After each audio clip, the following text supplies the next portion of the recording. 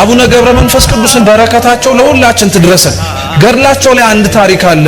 አንድ በጣም ምግባረ ብልሹ የነበረ መነኩሴ ነበር። በጣም ምግባረ ብልሹ ቢሉት ቢሰሩት የማይለወጥ ማለት ነው።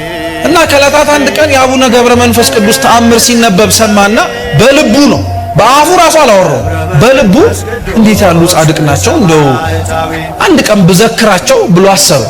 መንገድ ላይ ሲሄድ ሽፍቶች አገኙትና ቀጥቅጠው ገደሉት እዛው።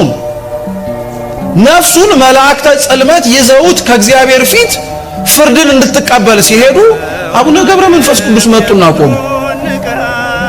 ምን ፈልገህ ነው ጻድቁ የመጣው ብሎ እግዚአብሔር ጠየቃቸው። እቺ ነፍሴ እኔ ናት አለ። እንዴት ብለህ ስራዋን አይተኸዋል?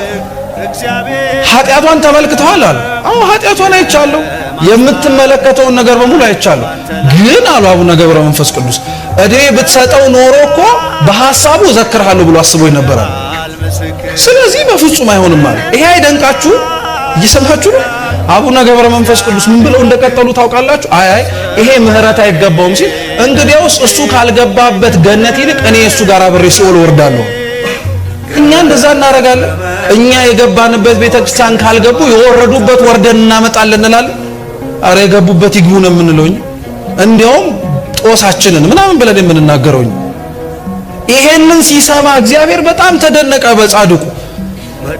ፍርዴ ሊጓደል ስለማይችል ላደርግልህ የምችለው ቢያንስ እቺን ዝክር ስላሰበ ነፍሱን ከስጋው አብሬ ላገናኛት፣ ከዚህ በኋላ መልካም ስራውን ልመልከተው አላቸው።